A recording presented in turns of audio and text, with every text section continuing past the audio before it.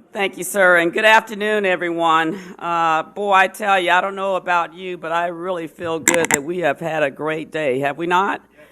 Super. I want to thank everyone for participating in this AUSA Hot Topic on Army Installation Management. As the Assistant Chief of Staff for Installation Management, I want to say thank you, General Ham, to you and Team AUSA for your continued support to the holistic installation management enterprise and for your support of our soldiers, civilian family members that make our Army the best Army in the world. I want to thank all of you again for such a great event and for being here this afternoon.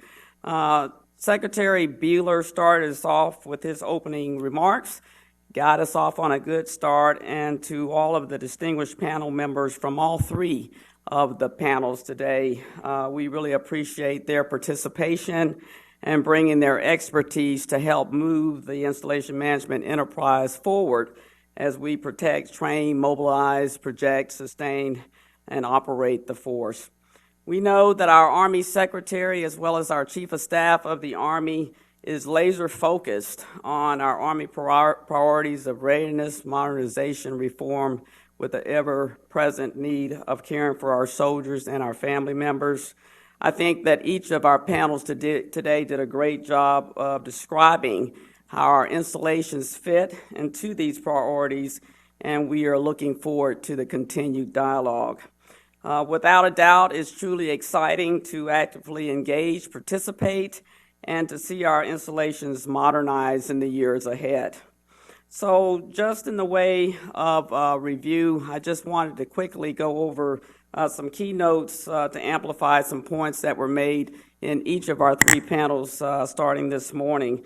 The first one, which was Installation Readiness Panel, which was moderated by Jeff Proch and my battle buddy, Mr. Jordan Gillis. It was great to hear thoughts of our key senior leaders and our industry partners on the role that installations will continually play as operational platforms in the strategic support area of multi-domain operations. Installations continue to serve as the home of our Army, the places where we build and sustain that readiness. But in the year 2019, they have also become the locations from where we command and control operations, both in the cyberspace and in other geographic locations around the globe.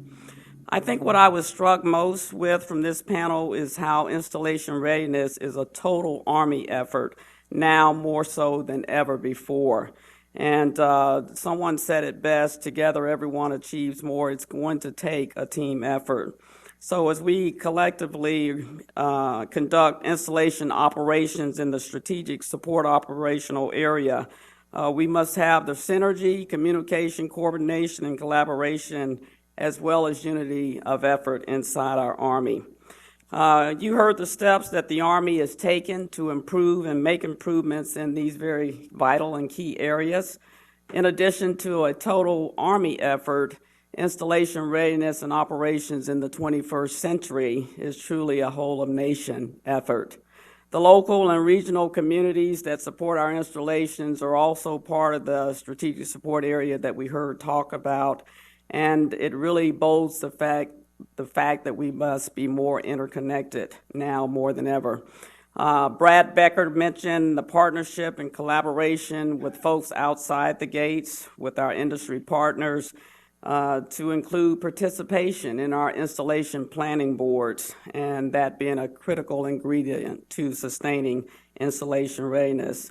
So we're looking forward to your support and your continued collaboration in all of these areas. Our second panel was that had to do with our soldier and family readiness, and I think that too was an important panel, which was moderated by Ms. Patty Barron, a very known authority on soldier and family readiness. We heard and we know that it is our people, our soldiers, civilians, and family members that will always be the nation's, the Army's most precious asset. And so soldiers and families of the future will not want to live and work on installations of the past. it is imperative that we modernize not only our equipment, it is imperative that we modernize our installations to keep pace with that equipment and to meet the needs and expectations of our service members and their families. It's inspiring to hear about the efforts that we are trying to make to improve the quality of life. And so to that end, it was conveyed during this panel about the importance of connectivity and community. And what I brought along was just a little bit of a snippet about an initiative we took on when it came to installations of the future. Last summer, we partnered with the Training and Doctrine Command because as you prepare for installations of the future, read that 2028 and beyond, you want to talk to not the old timers like me, part of the baby boomers. You want to talk to the millennials and the post-millennials who will be using these installations of the future. And so we set a sail with Brian Foley at the helm, partnered with TRADOC, to go to each of the 5 sustainment or centers of excellence, rather, and talk to millennials and post-millennial soldiers and their families. The average age of those soldiers and family members was 23. And the information they gave us was truly enlightening, and I'll share just a snippet with you as to what they wanted to see in their installations of the future. They want the ability to remotely access all of our installation services 24/7 via biometric-enabled kiosk or apps that we talked about on their handheld devices. They wanted to eat healthy, saying that we want healthier food options on the base. And I know we're making progress that way, but it might have surprised some of you that our millennials and post-millennials do think it's important to eat healthily. They want to live greener, asking to please expand recycling and renewable energy programs, they told us. And they want to be informed. They said that we need an installation information app that pushes text alerts and information updates to our iPhones. They immediately want to be connected, and I think that's the key and essential thing. They also told us that they wanted multi-use space and facilities, walkable and healthy communities, frictionless entry and secure public access. One that I felt is fascinating is the Just Walk Out technology for our smart stores and inclusive of drone delivery. So what is Just Walk Out technology? Imagine that you're in line to pay for something. You don't have to worry about actually giving your card to a cashier or having money in your pocket. You just have to walk slowly, kind of be corralled through the exit door, and there is a way of sensors to be able to actually read your debit card or credit card that you've got in your pocket, and you pay and you go. And so that Just Walk Out technology, who can imagine that today? Anybody in this room? It's happening. It's happening and certainly will happen. And that's what they told us that they wanted to see. We know that to provide these services, we have got to build on a connected world. So we talked a little bit, we heard about 5G technology and connectivity on every installation. We've got to get there, and we're working toward that end. We need advanced biometric identity scanning capability, and we need cloud-based data lake storage capacity and the analytic tools and applications that can present information to leaders at the time and place of need. So it was exciting. Jordan mentioned this earlier about our industry day we had several weeks ago, and we are on glide path to execute several pilots as we select those ones coming down the pike. So I just wanted to share a little bit about our Installations of the Future initiative. It had been alluded to. Our installations are the platforms from which we sustain our culture and our sense of military community, and they are also part of the fabric of the local and regional communities that are around us. You heard it said, I think Patty Barron opened with the fact that 60% of our force is married, and we know that over 65 to 70% of our force also lives outside the gates. So keeping all connected in the fabric of our military community is vitally important. The second key point made during this panel was the importance of education and awareness. So our soldiers and families must be aware of their needs and the services that are available to them on their installations and inside their local communities to meet them. Ms. Krista Anderson, what a jewel. Thank you to her for sharing her powerful story and for using her personal experience as a platform to help educate and inform others. Krista spoke about the importance of understanding both our own needs as well as the desires of our soldiers in the event of their passing. She further elaborated on the importance of knowing the many services that are available to meet these needs, and we know that the same theme of connectiveness and sharing information is key to not only the discussion this panel had, but as was mentioned, we want to strike the right balance as we look at security concerns and the availability of information. In other words, how can we share information in a way that keeps it out of the hands of those who would do us harm? Our third and final panel, which was the Strategic Power Projection panel, which was moderated by Mr. Dick Formica, our friend, talked about our installations no longer being sanctuaries. Throughout the day, and in addition to the afternoon's panel that we just heard, we talked about and we heard the need to modernize to counter the threat of cyber attack against our critical infrastructure. We talked about the need to counter surveillance and attack using drones and remotely operated sensors, and the need to counter cyber-enabled information warfare that will attempt to influence the actions of our soldiers and leaders by spreading false information and threatening our families.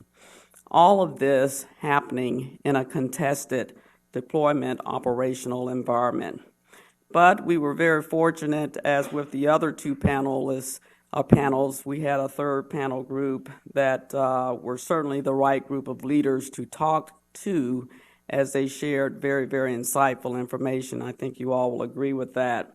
And so from these panelists, we heard about installation strategic power projection capability in terms of infrastructure, the use of technology, and Army prepositioned stocks, even as we looked at strengths, weaknesses, opportunities, and threat analysis. You heard about General McKiernan, who shared his on-the-ground thoughts on the synchronization of all installation requirements as related to the capabilities in the strategic support area, with a special emphasis on C2 network. He talked about assured power and energy and the ability to protect and to secure all of that. And I think it was very insightful to have his views as he actually had an exercise earlier this year. For sure, installations are a key part of the battle space. Mitigating those vulnerabilities must continually be a team effort from installation to installation, because each of those installations are different in many ways. Our doctrine is important, and we know that we must get after this, and this is certainly one of our priorities in the coming years. We heard the Army Guard's perspective on a number of things, and I thought his comments relating to readiness centers as a docking station was an interesting one. It's always a pleasure to have insights from our industry partners. In this case, with the last panel, we were talking about leveraging the power of the Internet of Things. And I think as we look to smart technology, read that autonomous vehicle, artificial intelligence, data analytics, it's going to be important continually as we look to force protection, starting at the perimeter, quality of life, enhancing our services for our soldiers and their families. I think all of that must be done in a way that makes us relevant and value added. We heard too about home station training, took us back a little bit about the day in the life of the lieutenant, and the Army's installation as a system which would be empowered by data security and protection. I think all of the key discussion points that we heard in this last panel really drive us toward and make us a more ready and resilient Army, undergirded by our installations that really serve as the foundation for enabling that readiness. We know the Army has an Army modernization strategy ongoing that's in good draft. The good news is that facilities is a part of that strategy, and so our infrastructure will continue to have a key role in building and sustaining the readiness in the strategic support operations of multi-domain operations, and I think that's a good news story. We will never, ever have, I doubt, enough money for all of the requirements that we have. And it was said best during this last panel that drives us to pure and simple, I think, Dwayne, you said this, the prioritization of installation modernization, which includes our facilities and our infrastructure. And this will continually be a focus of our installation readiness and managing the risk that's been associated with us with that readiness. So in summary, I think it's been a great day for all of us here. Every time I come to this forum, I feel like a little school kid. I'm writing feverishly, taking notes, and making good on some of the great ideas. The questions that you gave us all are very insightful and help drive our way ahead. And I think I would join Secretary Biller, were he here right now, to just convey a sincere thank you to you, General Ham, and Team AUSA, as well as to all of our moderators and panelists for participating in this very worthwhile event. I think all of the insights and questions, again, will help shape the role that our installations will continually play in this space. And we can only achieve that readiness if we partner together, everyone in this room and represented by those not, as we look to communicate, collaborate, and coordinate, because I think that's the power that C3 or 3 Cs will bring as our journey continues. Again, sir, thank you and your team for hosting this event. We appreciate all that you do to help educate, all that you do to help inform and connect our Army. Relevant and value added every single time. Again, we're grateful for you and your team and appreciate the opportunity to speak before you. Thank you.